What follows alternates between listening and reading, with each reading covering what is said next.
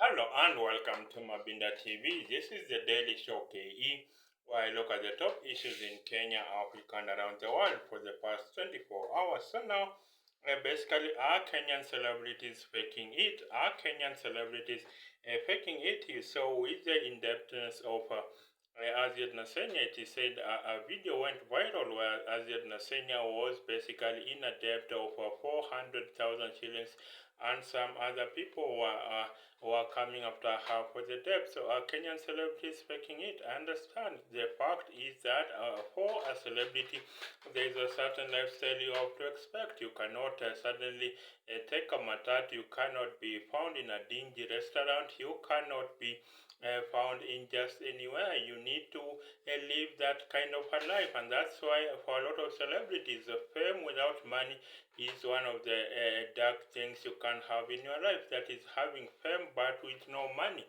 It is one of the things that basically could drive one to depression. Basically, someone is famous. You can't see even the comedians, the Churchill comedians. They say that they were famous, but they did not have money. I think you heard Eric Omondi explaining that his landlord basically came to his rescue, told him, pack your things, I'll not say your story.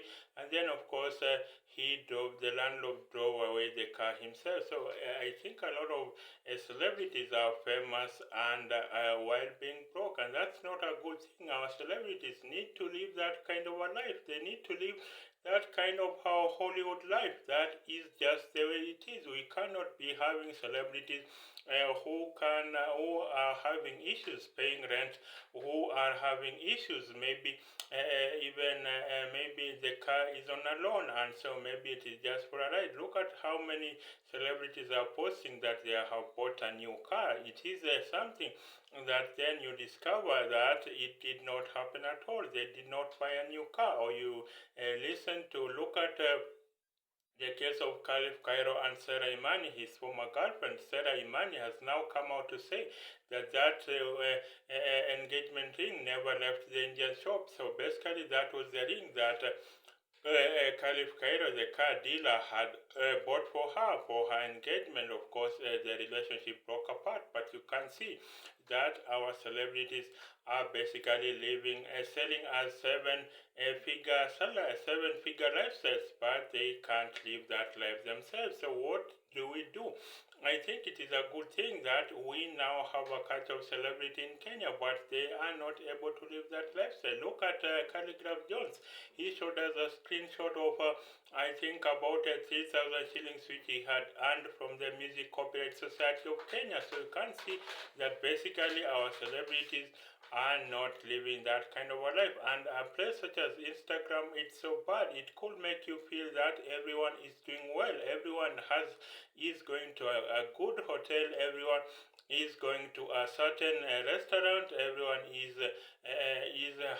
having a good car. Everyone is building a home in the rural home. It could make you feel really bad. That is Instagram, and that's why its purpose maybe is for selling seven-figure lifestyle. So that's you can imagine, and I think that's why in a place such as Australia, they have banned kids from accessing social media. I think kids under 16 years of age. So you can see that basically there is you can see that basically there is a way that social media just is just negative for a teen's development, because they tend to compare with their friends. They went to a certain party, they are having the latest designer clothes, and that's not the kind of life they live on every day. No one posts their birthday on Instagram. No one talks about their birthday on Instagram. Everyone is winning on Instagram.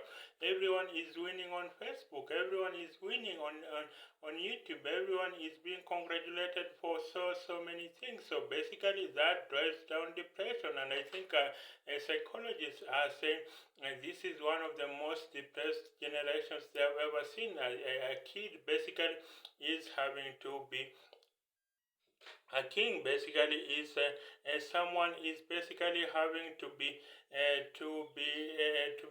to go for therapy because his friends they seem to be doing better, but that's not their real life, and that certainly that's not their real life. Everyone seems to be succeeding, but that's not their real life. People are being fired from jobs. People are losing loved ones. People are having no money, but then that kind of a life is never shown on Instagram. That kind of life is never shown. So basically, I think for Kenyan celebrities, yes, it's a good thing. They need to earn more. I agree, they need to earn more, but don't compare yourself with people. And that's basically maybe the message we could get from Azad Nasenya. Don't compare yourself with other people. You should be living in your own land, setting goals for yourself, competing against yourself. In this Ruto economy, of course, I know things are so bad, but of course, then people are showing off, living off the latest lifestyle, and that's why I say that basically we shouldn't be. Basically, we shouldn't be ashamed of ourselves that we are living a bad life. So that's it about Azet Nasenya. So Azet Nasenya, of course, came to the limelight with the Utawezana dance challenge. Of course, then she went on to work. I think she is now a radio presenter, morning radio presenter at Sound City. So basically, she is one of those people that were successful on social media. Then they were taken in on radio. So that's Urban Radio. That's about Aziat Nasenya. So that is it about celebrities, whether you think they're faking it. But I think we really need to be able to, the creative economy can create a lot of jobs in the country. It can create lots and lots of jobs, but we're just not basically developing it. Remember, to be a superpower, you need the political power, economic power, and social cultural power. And one of the low-hanging fruits for Kenya and for Africa especially is social cultural power, which I think a lot of our movie stars, a lot of our singers, a lot of our sports people can achieve. That is endearing hearts and minds. At least that's according to Howard Professor Joseph Nye, who coined the term a soft power. That is the heart of winning hearts and minds. That is Joseph Nye. So that's it about Kenyan celebrities and whether you think they are faking it. And then another story I'm following, Gachagua Karua meeting Gachagua, that is the impeached deputy president, former deputy president Rigathi Gachagua, and that is Raila Odinga Rani met in 2022. Martha Karua had a meeting. So what are they strategizing? Is this a future political deal? Is Central Kenya going its own way, charting its own political future in 2027? So basically, we will see a regrouping of maybe Central Kenya. They see they have not gotten what they wanted in the Ruto administration. So maybe Ruto lost the Mount Kenya vote? Maybe that's what we need to ask. Has President William Ruto lost the Mount Kenya vote? Basically, in 2027, I think Ruto is looking bad. He got so much in Mount Kenya. I think if Ruto loses the Mount Kenya vote, then basically he will not be able to be elected president. He got 47% of the vote. Of course, now it has emerged that it is William Ruto that was telling Rigathi Gachagua about that politics of shareholding, because Rigathi Gachagua came up with that politics that now people have shares in the Ruto government, in the Ruto administration. It is Gachagua who came up with that phrase that people are having shares in the Ruto administration. So basically, the share of Mount Kenya in the Ruto administration was 47%. So can William Ruto make up for that? If William Ruto loses the Mount Kenya vote, can he still secure re-election in 2027? It's going to be very hard. Remember, Kithure Kindiki, yes, he's from Mount Kenya, but he comes from a very small subgroup, that is the Daraka people, Darakanizi. But of course, we don't know whether the larger Kikuyu people will support Kithure Kindiki. So basically, you can't be assured. So of course, William Ruto made overtures to the Mount Kenya people. He appointed about four cabinet ministers from cabinet secretaries from Mount Kenya. But then, will they be able to replace the power and might of Rigathi Gachagua. Of course, Rigathi Gachagua is not the de facto leader of Mount Kenya, but he does represent a significant chunk of the vote from Mount Kenya. Of course, you have others such as Kimani Ichung'wah, Moses Kuria, that are surrounding President Uhuru Kenyatta. But of course, you have Ndindi Nyoro being neutral. So basically, I think. And what we have now is a political recalculation, recalibration, basically, it appears that President William Ruto is about to lose the Mount Kenya vote. But then, of course, who will the Mount Kenya back? Will they back Kalonzo Musyoka? But if they back Kalonzo Musyoka, does he have the power to take on? Is he cold and calculating and cunning to be able to take on William Ruto? Because a lot of people say Kalonzo Musyoka is soft, is too soft. But then what about the Gen Zs? The Gen Zs came up with this protest, and basically they say the Gen Zs came up with this protest. So is it going to be basically, are they going to field a candidate? That is the Gen Zs. They say that the Gen Zs came up with the protest, of course, but will they fill up a candidate in the 2027 general election? Of course, you have the likes of Morara Kebaso, who with his vampire diaries is showing how government is basically just pledging billions for projects, but paying billions for projects, but not undertaking those projects at all. You can't see how those projects basically are both misused and not even taken off the ground by both the national and the county government. So you can't be sure that maybe Morara Kebaso, I think he has announced a bid for the presidency in 2027. Then you have Okiya Mtata, who is also has formed a presidential exploratory committee to be able to look into whether he has a viable chance of running for president of Kenya. Of course, Okiya Mtata, remember the Gen Zs had a rally at Uhuru Park and they invited him to address the rally. But does he have the money to be able to take on the likes of William Ruto? That is Okiya Mtata. Does he have the money? I think that the political in question, unfortunately, and this is something that we must really be guard against. That is, the political equation in Kenya is centered around the tribe. Basically, even after the Gen Z revolution, the Gen Z movement, basically you have the political calculus in Kenya is centered around tribe, and that's the problem with our politics. People that have absolute low standards get elected to office because of Kenya's that is political calculus is built around the tribe. We have no ideology in Kenya. We have no ideology in Kenya. Basically, we don't elect people based on issues. We elect people based on their surnames. Is their surname close to ours? And when their surname is close to ours, and then we say they are one of us, and then we elect them. And that's why the Kenyan dream becomes a deferred project. That's why the Kenyan miracle story becomes a deferred dream. Kenya should have been Singapore by now. Kenya should have been Malaysia by now, but that is not. That does not happen. I remember the likes of Singapore came to borrow Kenya's manifesto, but they really developed so fast. But Kenyans never Kenyans quite never followed that through. So you can imagine. I think what we need right now is just a political calculus to be able to take on that is to be able to vote based on issues. What happened to someone having an infrastructure plan, a jobs plan, an education plan, a healthcare plan? What happened to those things? I think we need to be better. I know politics of issues is boring. I know it is very boring to talk about an infrastructure plan rather than maybe this tribe has ruled us for so long.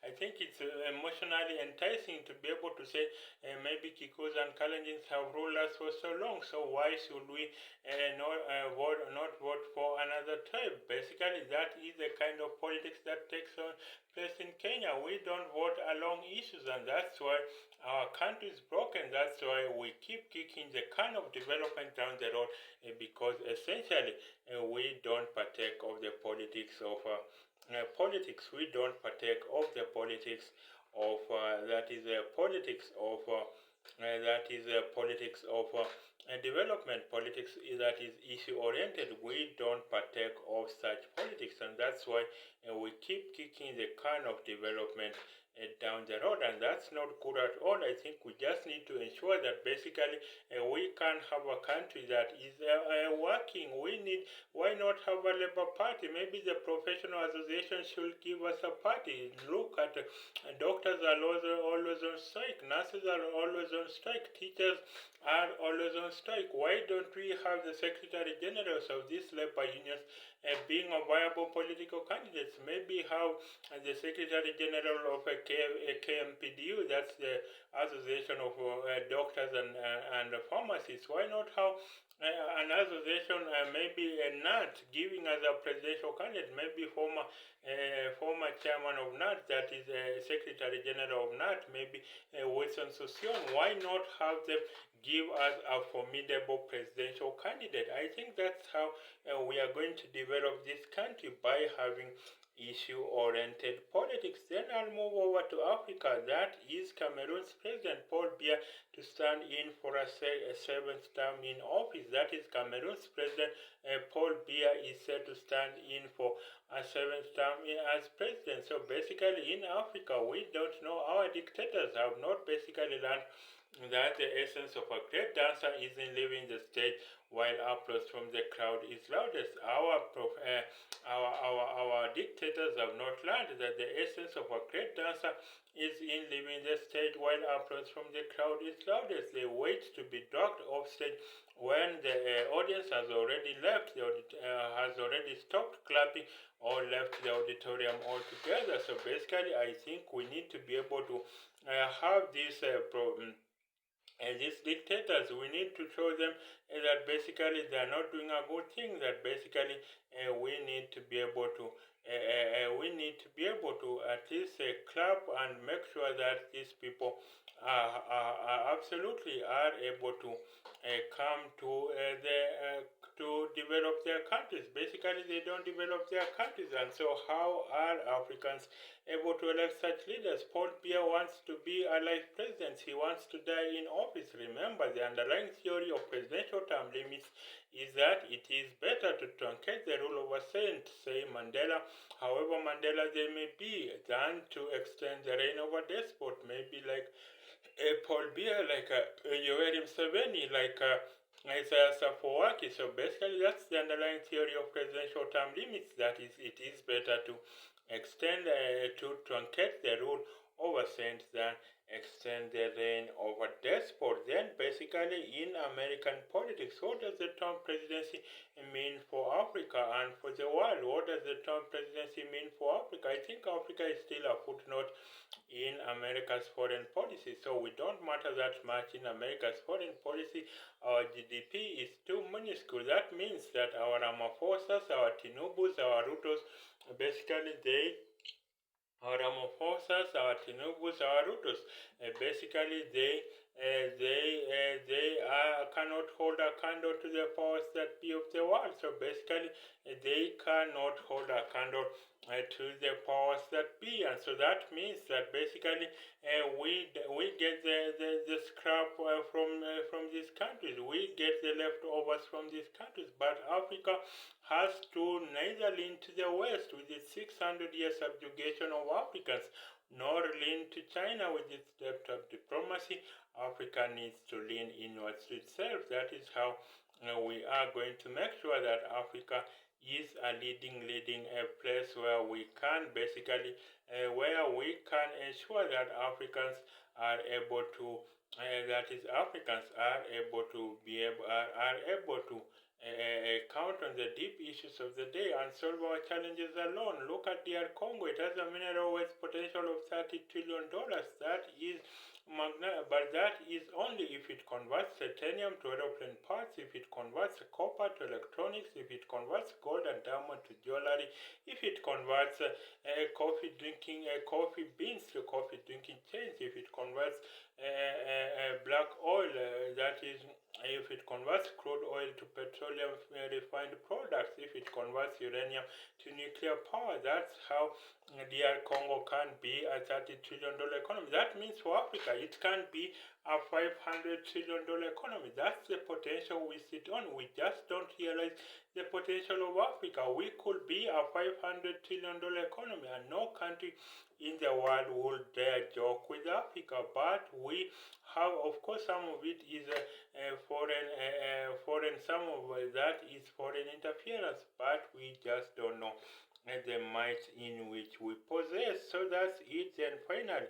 who will be the next democratic leader? That is, who will be the next democratic leader? I think that the next democratic leader needs to be someone that can really fashion the cause of Africa. So basically, I think we need someone that is going to fashion the burden of Africa and ensure that Africa is basically going. I think who will be the next democratic leader? I think the Democrats need to go, and that is be a party of the working class. It needs to turn away from being a party of that is a party of the billionaires. I think the Democrats have lost their way. They are pandering to both the billionaire class and the billionaire class and the working class, and it costs them the election. So they don't need to do that. They just need to be a party of the working class, and that's how they are going to emerge as a leader. In this country. So basically, that's it for now. Basically, I have looked at are Kenyan celebrities faking it? Basically, as the Nasenya is deep in depth. So, do you think Kenyan celebrities are faking it? Then Gachagua Karua in a secret meeting so to plan the next course of action for Mount Kenya. Both of Martha Karua said she will not be running anyone's running mate. So basically, what are they going to talk about? So has Ruto lost the Mount Kenya vote, and then Paul Biya to stand for election in 2026 in the upcoming elections. He will be seeking a seventh term as president. He was already prime minister for 7 years, so that will be a life president. He will be 99 by the time he leaves office in 2033. And then, of course, what does Donald Trump presidency mean for Africa? What does Donald Trump presidency mean for Africa? And then what next? Who will be the next leader of the Democrats? So you let me know in the comment section. So bye for now, till the next time. Bye for now.